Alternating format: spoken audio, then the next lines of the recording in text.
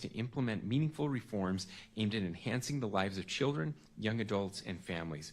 His work focuses on developing targeted mental health initiatives and strategic policy frameworks that address systemic challenges and promote holistic support for those in need. Let's watch the video. So I was actually adopted at birth as a child in Salt Lake City, Utah, and that's really where my interest in the foster care system began. I think the most important thing that I've learned about the foster care system now as an adult is that there's just so many experiences that individuals face throughout the system. I think youth and young adults in the foster care system experience so many difficulties, and I plan on getting my PhD in clinical neuropsychology, and then I want to open up my own practice and work with youth impacted by the foster care and child welfare system. I think for me, growing up in the foster care system, there's a lot of professionals, medical professionals and therapists that say they want to help you, but at the end of the day, they're just there for the paycheck and they don't really care or find interest in actually getting to the root problem. And so for me, I want to open up this own practice to be able to look at the individual from a holistic approach and actually address the concerns and the needs of the youth that I'm serving. So I think being in that position and being that medical professional and having that degree under my belt and the lived experience, I think is ultimately going to help me impact these youth for a brighter future. The moment for me when I realized that this is the community that I'm going to be in for the rest of my life is when I was placed back into the foster care system at 15 and then aged out at 18. And that moment for me made me realize that there's so many youth and young adults out there that are aging out of the foster care system with no supportive adults in their life. It's just really difficult working in this field and advocating on behalf of all of these youth and young adults, realizing that not everyone has that chance, not everyone has that supportive adult, that foster family, that adoptive family to help and care for them as they age out of the foster care system. Continuing to do the work that I'm doing and continuing to serve and volunteer for different organizations really just allows me to be that one supportive adult in that youth's life that really does make a positive impact. There's a question that I'm always asked when I'm advocating and speaking at different conferences, and that question is, would I do anything to change the experiences that I had growing up in the foster care system? And I think for me, my answer would be no, I wouldn't change anything. I think part of my journey is really experiencing those struggles and those hardships that really shaped me into the person I am today. And I honestly credit a lot of the work I do to my parents. I think it's just super important to have those adult figures in your life that really make a difference. I think my inspiration and passion for advocacy comes directly from my lived experience. I want to be the leader I am today if it wasn't for my parents taking the chance on me and believing that I could make a difference in the world. The change that I want to see in our state and in the foster care community is everyone coming together from a shared understanding to better the lives of all children and youth. Congratulations, Katie.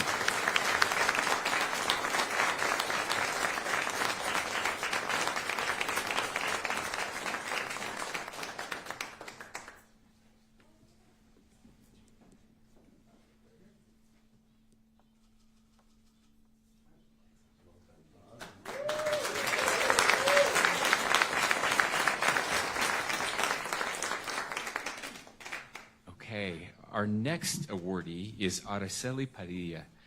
Araceli has done more than 400 hours of service since her sophomore year of high school and more than 250 hours her senior year alone.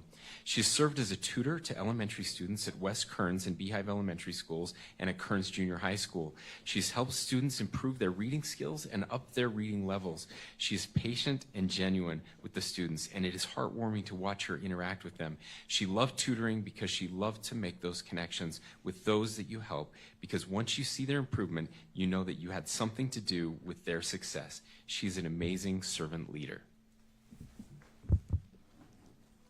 When I first started tutoring, when when I first started doing it, the first service project I did was tutoring, and it made me realize how much you get to be involved with the community and be able to see the people that are actually part of it, not just say, oh, I'm part of the Kearns community, but actually feel like you're actually part of it and be able to be oh, I was able to help with this and be able to do with that. Well, I feel for me, if it's something important, I'll for sure make time for it.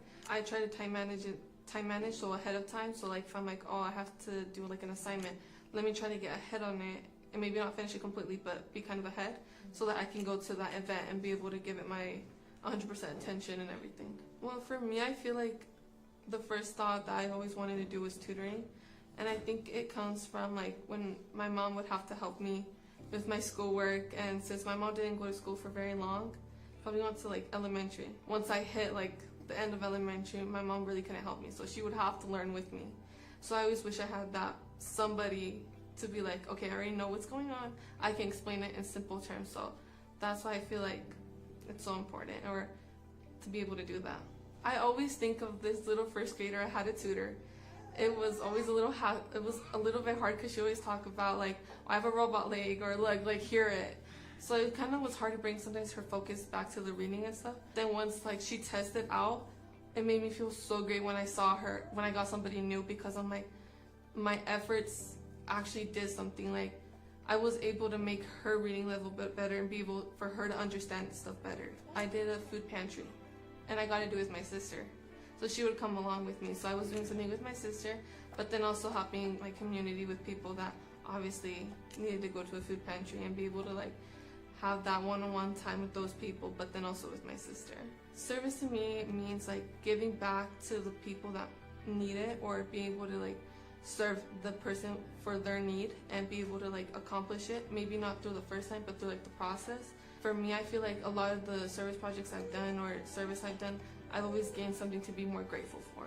It doesn't matter how small or how big, it's just go and do it. Like it really, if you're always thinking about like, oh, that's too small, like it's not gonna matter, it is gonna matter to maybe just one person, and that's enough, to be honest. Congratulations, Araceli.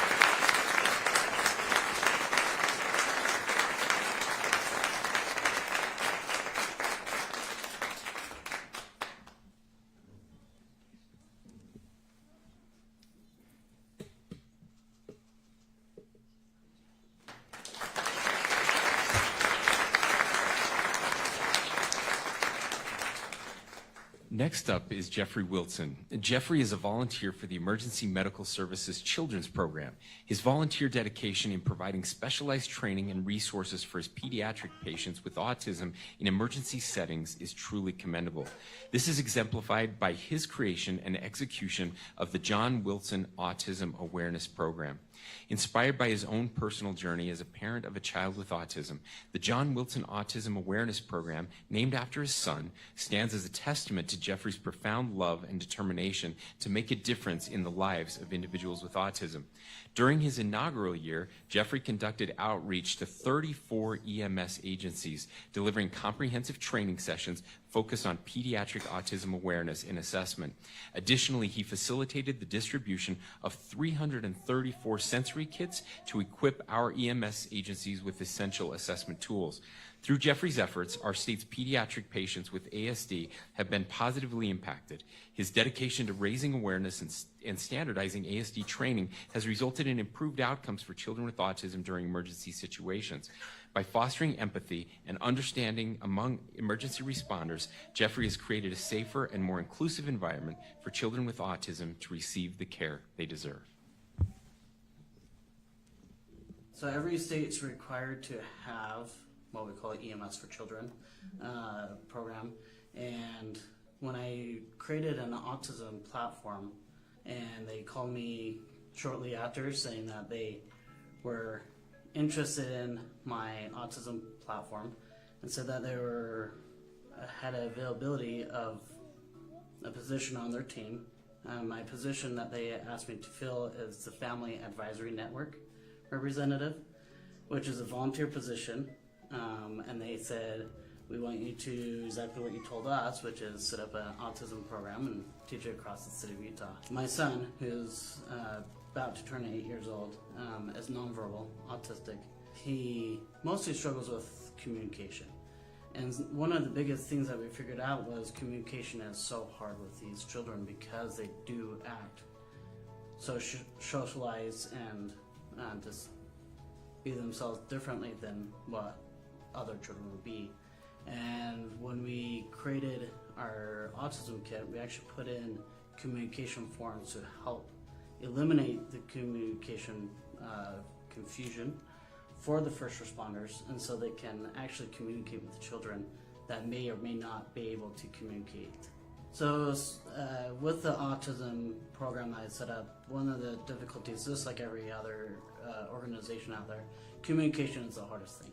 Communication with the children, communication with the EMS providers. There's over 100 EMS agencies across Utah. And EMS already has a fast turnover rate. And so with those two difficulties, it is hard to get a hold of all agencies to get the autism lessons taught and provided to everyone. The kid that we created is after named from my son. We named it the John Wilson Autism Kid. And the program is under him as well, the John Wilson Autism Program, because he is our inspiration. The things that he taught me, my wife, and the other children on our family is incredible. Our youngest, Lux, she had created a language that just John and Lux understood. The older two come home and tell us how they helped what they understood to be an autistic child at their school, and noticed that friends were not being friendly, and they stepped in and helped these kids learn better friendship. And so not only am I inspiring and helping first responders, but my children are also going out in force and helping other children understand what autism is and how to handle it better. And then the better communication amongst our family has been super strong and supportive, and it's incredible.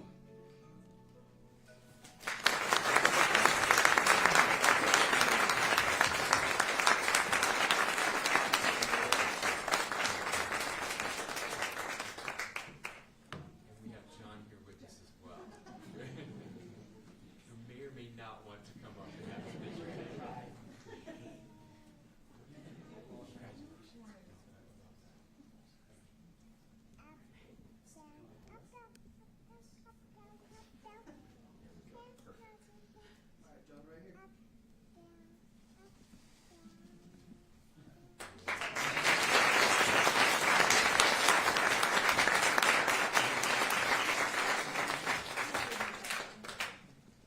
Thank you so much. Okay. Next up, Damian Sanchez. During Damian's high school years, he gave more than 460 hours of service to his school and community.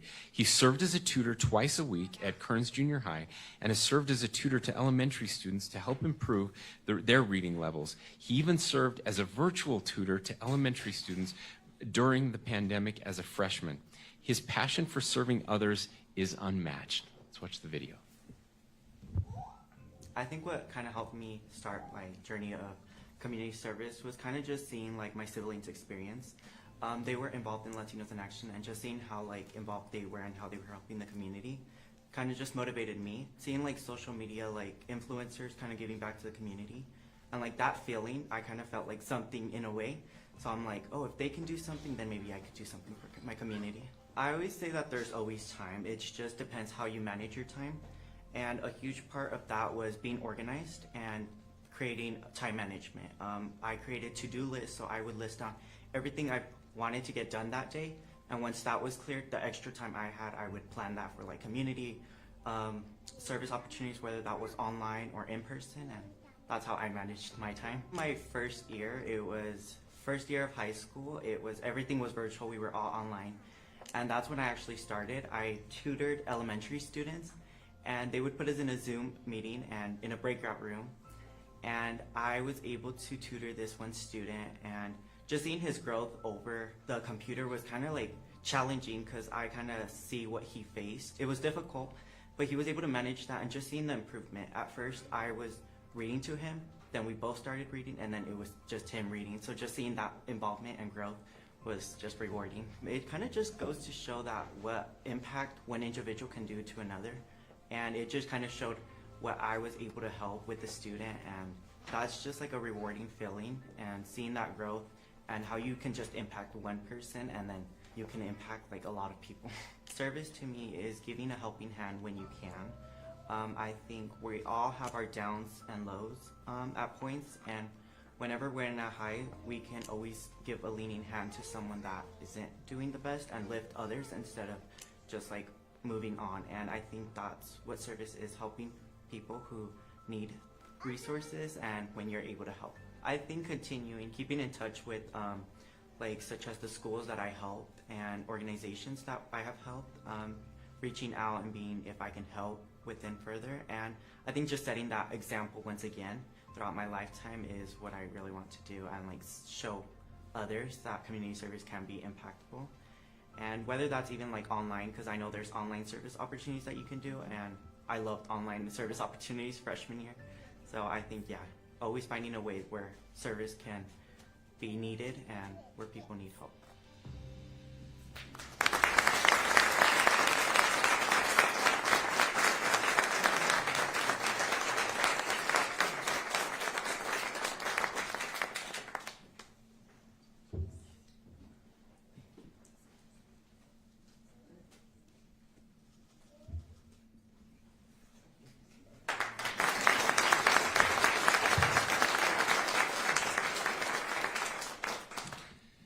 Next up, we have the Friend to Friend at Centerpoint Theater program.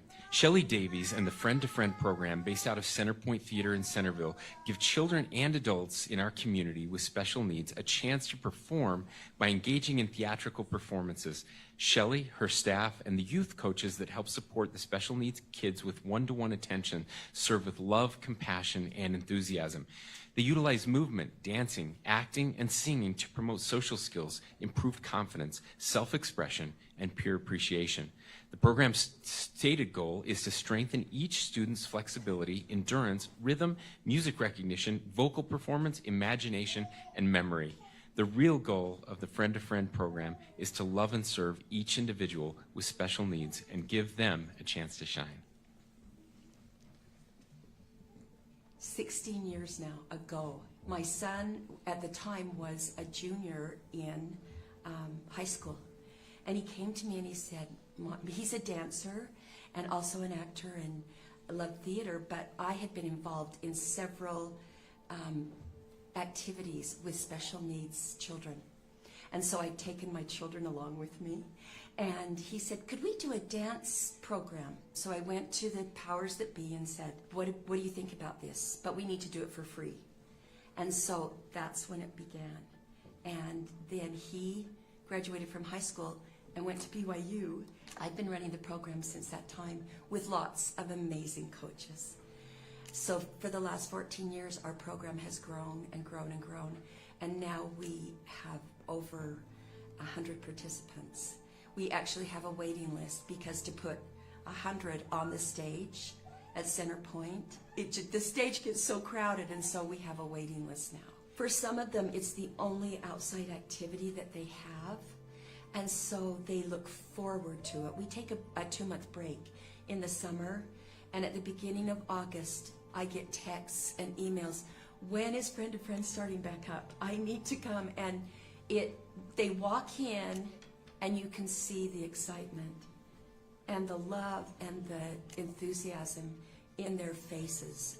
It has given them a place to shine. That's probably the best way to describe it, is that they feel validated, they feel important, they feel loved, and the audiences that come to see them really support those feelings. And so it can be life-changing for some of them. You know, like I said before, when you serve, it comes back 100-fold.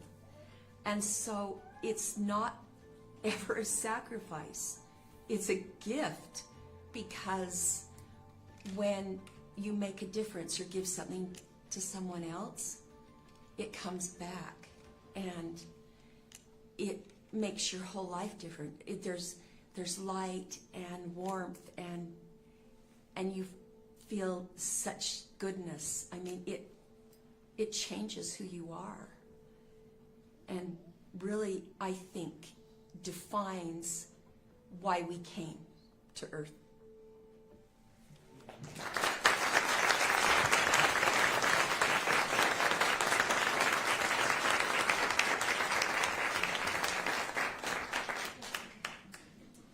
This is one of our friends.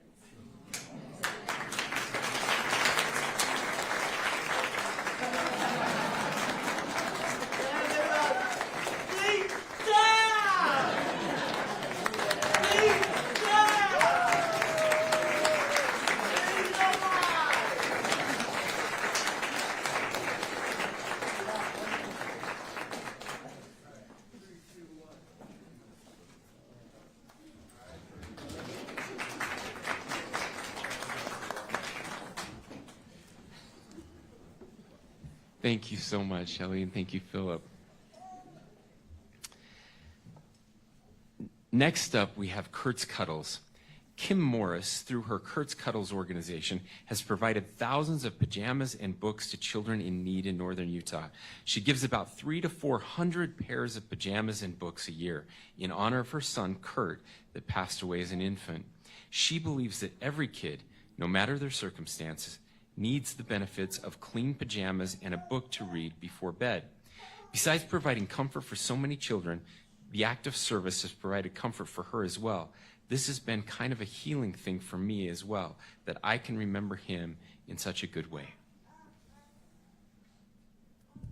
We had a baby. He would be 27. We didn't know anything was wrong and took him to an Instacare, and he was life flighted to Primary Children's Hospital and found out that he had a heart condition that required several different options, but we chose surgery at Primary Children's. And so they did that surgery at 10 days old, and he passed away the day after the surgery. And so, as you can imagine, there was a lot of grief, and as time went on, there was still grief. And I thought, well, how can I turn this into something that's not just negative, but a positive thing? And so I thought if kids could get a pair of pajamas and a book where they could be read to by someone who loves them every night, that's what I wish for all children. And so I started gathering books and finding really good sales on pajamas and putting them together and then giving them to local charities in the Ogden area mostly. I actually take them to the different organizations. Last week I was at the YCC in Ogden dropping some off because it's fall, and so the weather's starting to turn, and so we do pajamas. I buy them on sale the season before, so like all the fall ones were bought usually in the last spring, and then distribute them in the fall. And then we do a lot of different organizations because I've been blessed with so many great things that I feel like I need to share, and actually service makes you happy. So that's what service does. It gives to others, and that's what fills my bucket. But one time I was taking a couple of big bags to the early Head Start downtown Ogden, and walked in, and one of the ladies stopped me and she said, I work in a classroom, but my kids have been in Head Start, and we look forward to those pajamas every year. Yes, his name is Curtis Weston Morris, and so that's why we did Kurt's Cuddles. Every one of the pajamas and books has a label that says Kurt's Cuddles with a little moon on it, and it's been a healing process, and it's helped me to feel much better about the loss that I had, and that hopefully his loss is benefiting other people, and I think it is.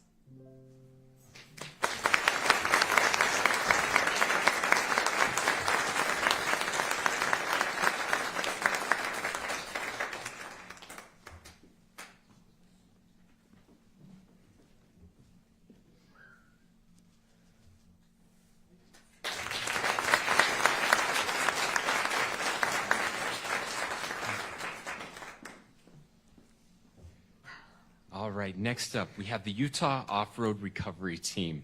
With a team of approximately 50 volunteers, the recovery team helped nearly 200 off-road recoveries in 2023 alone, providing invaluable services to those in remote and challenging areas, volunteering their time and resources without any financial compensation. The recovery team members undergo specialized training, including FEMA ICS 100 and 200, basic first aid certification, and ham radio technician licensing, ensuring they are well prepared to handle various situations encountered during vehicle recoveries to help keep our recreational areas beautiful. The recovery team maintains a strict code of ethics, refusing to complete refusing to compete with commercial recovery services and referring individuals to professionals when appropriate. This demonstrates their genuine desire to assist without compromising the livelihoods of others in the industry. Many recoveries happen in the evening and span hundreds of miles throughout Utah.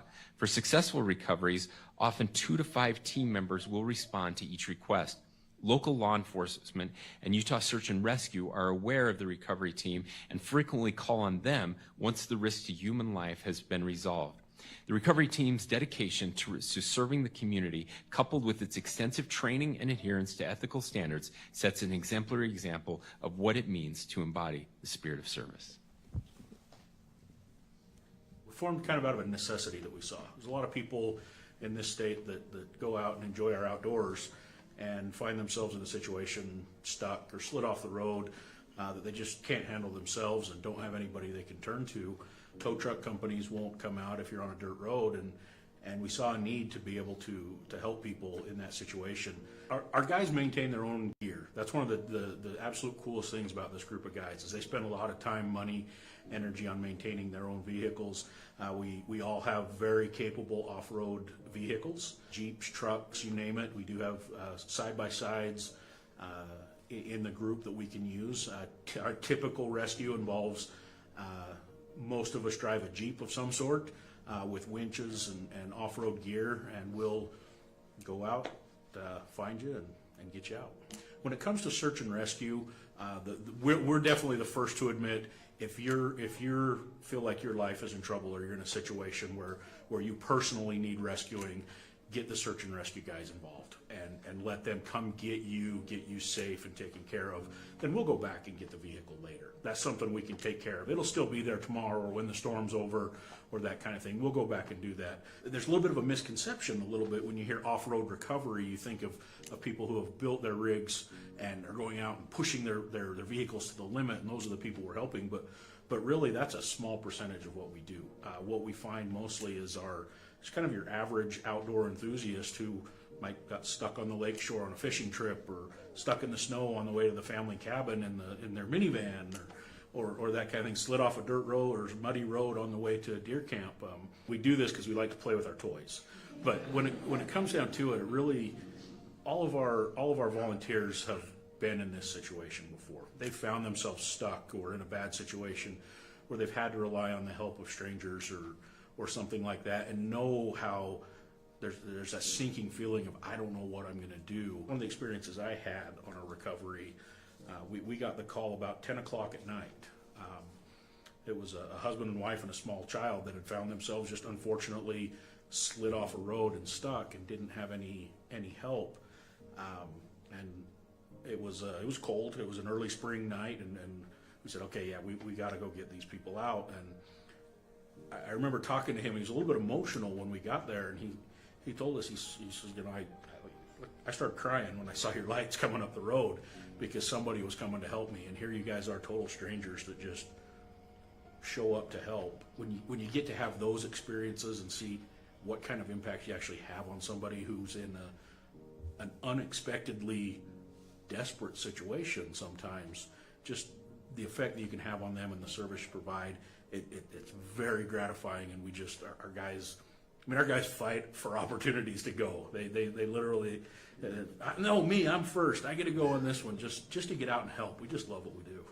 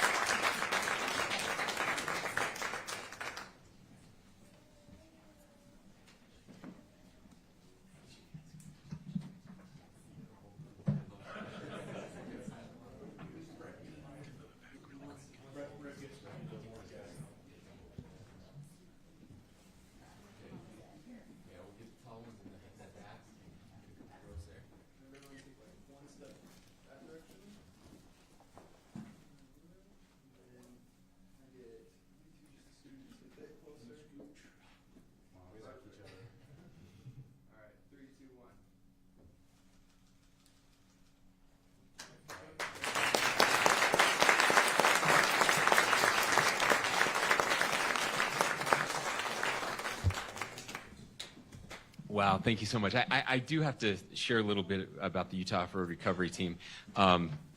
These guys are awesome. And I've known about you guys for quite a while, had people talk about you and share this. In 1974, my dad and his cousin started a little. There were a bunch of cars that got stuck in a snowstorm up Fairview Canyon, and so they had a backhoe and decided they were going to go do this, and it started a business for my uncle that he's run for 40 years now, 50 years almost, and so when I heard what you guys were doing, it was so impressive, and I just want to point out to everybody, and I hope you caught this, but you can't pay someone to do this, and yet these guys pay to do it.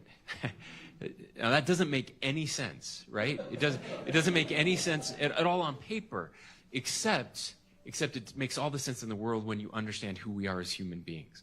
And I think Kim said it best. She said, service is fun, right? There is something about us. Every one of those videos, I felt something. And I'm pretty sure you all felt it too, right? There's this moment in the video where you feel like this emotional thing hit you. And I don't know how to describe it. Their religions describe it one way. People who that don't believe in God describe it another way. I don't care how you describe it. It is real. And we all felt it today. A few tears in our eyes a little bit as you felt that thing. And you can't buy that thing with money. But you can get it by giving away your money. Again, which doesn't make a whole lot of sense on paper, but it's something we understand. Sunday night, I was at a dinner down in Las Vegas with a bunch of executives from all over the world, financial executives, and they started asking questions about Utah because they'd all heard different things. I was talking to someone from the UK, someone from Australia, someone from Mexico City. The one thing they knew about Utah, they said, "Aren't you the really nice people?" And I said, "Well, that's a great reputation to have." Right? If we had to be described as something, I think that's probably one of the things that we would choose. We are the nice people. We do lead the nation every year. We give back. Not because we think we're better than anyone else, but because we haven't forgotten what makes us feel good. The last thing I just want to say, well, two things I want to conclude with. One, there was a billionaire executive that I was having dinner with about 6 months ago. And I've shared this before, but his message was so important. We were having the same conversation. He said, like, I've met a lot of people from Utah during my career. He said, I dated a girl from Utah in college. He lives in New York. And he said, I'm just blown away. He said, everyone I've ever met from Utah works really hard. They care about their families. They care about their communities. And they always want to give back and just make everything better. And then he said this. He said, those used to be America's values, and now they're Utah's values, and we need to make them America's values again. And so I just want to thank all of you for making my job so much easier to get to go into these rooms and have people think about us in such a positive way. Last thing I just want to say is this. I don't want to get political. There's an election coming up. You've probably heard. We have a presidential election. And I guarantee you there are people in this room that are voting for different candidates for president. Okay? We probably have some Trump voters here. We probably have some Kamala voters here. We probably have some that aren't voting for either of them. And I keep hearing that this is the most important election of our lifetime, and that if the wrong person gets elected, it's going to destroy our country. I don't believe that for a second. Our country is far better and far stronger than any one individual. The people in this state are far better than their governor. The United States of America is the most important nation in the history of the world. I came back from France. We went over there for the Olympics and to see the Olympic award given. And then on our own dime, no taxpayer dollars, my wife and I went to Normandy, to the beaches of Normandy, where so many young Americans gave their lives to fight evil and liberate France and other parts of Europe. And, excuse me, I wasn't prepared for the emotions I would feel when I saw those beaches for the first time, Utah Beach and Normandy Beach, and the tears poured down our faces. And afterwards, we got to talk to some of the French citizens who lived there. And it was astounding to me. I thought the French hated Americans. That's what I'd always heard. And it was the exact opposite.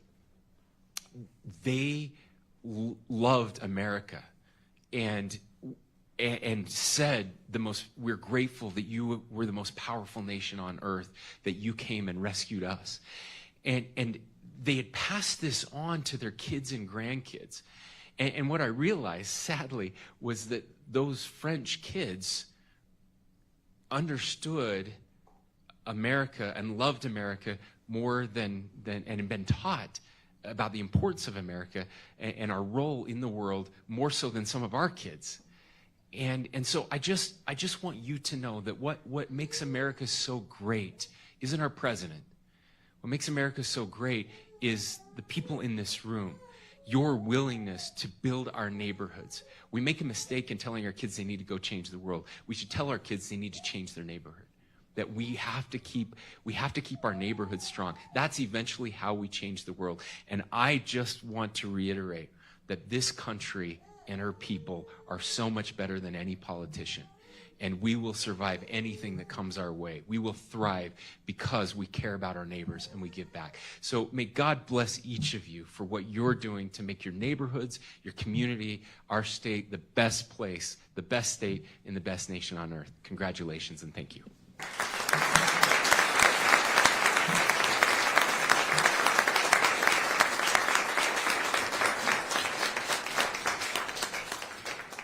We would like a group photo with all of our award winners. So if you don't mind coming up here, we'll have to get in a couple rows, tall people in the back, but let's get a picture with all of you together if you don't mind.